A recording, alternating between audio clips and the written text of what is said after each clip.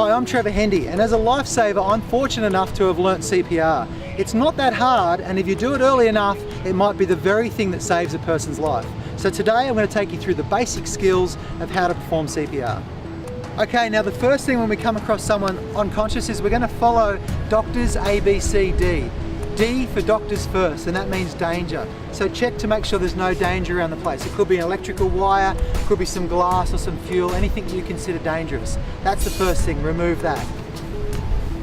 Next we move on to R for response. So talk and touch. Can you hear me?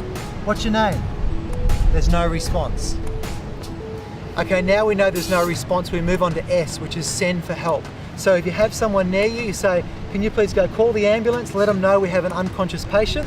If you're the only one here and you have a phone, pick up the phone, call 000 and let them know what's happening so someone's on their way while you're working on the patient. Okay, now we move on to A. A is for airway, so we have to check the airway's clean. First we need a little bit of head tilt like this. That allows some air to get in straight away. Secondly, we open up and have a look to make sure his airway's clean. In this case it is. There's nothing obstructing the air getting in or out. Okay, now we've checked his airway, we move on to B for breathing. So I have to see if he's breathing. So I open up.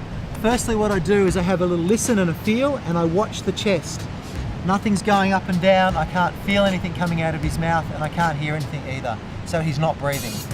Now that we know he's not breathing, we assume he's going to need CPR. So we move straight into center of the chest, heel of the hand, the center of the chest, and compressing from here.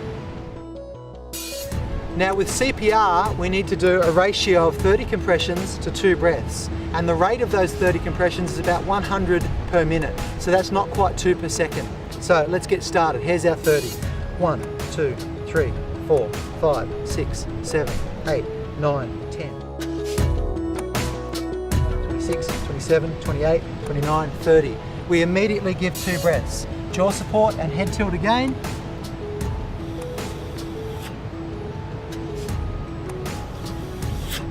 Straight back to our 30 compressions. 1, 2, 3, 4, 5, 6, 7, 8, 9.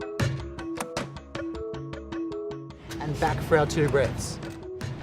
Now with our CPR and our 30 compressions and 2 breaths, we continue those until we get a response, until normal breathing resumes, or till you're exhausted, or until professional help arrives.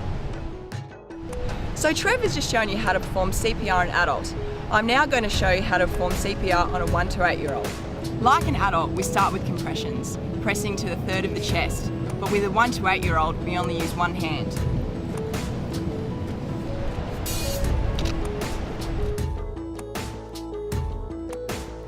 Now that I've done my 30 compressions, I go into 2 full breaths.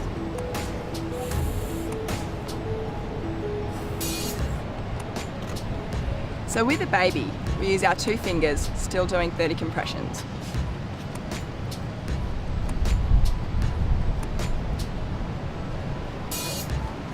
And then 2 small puffs.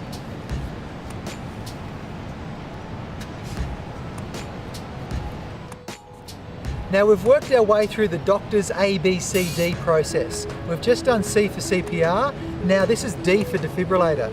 These little ones here, don't be scared of them. You'll find them in shopping centres, airports, the lifesavers have them, many more areas now than they used to be. It's very, very simple. It says here, turn on, follow the prompts, and press the shock button if necessary. Here it is, turn it on here, you'll hear it, it starts talking to you. If it instructs you to do so, once you've followed that process, you just press the shock button. Okay, so we've shown you through the process of doctor's ABCD. It's not about getting it perfect. You may just save someone's life. And just remember, it's better doing something than nothing.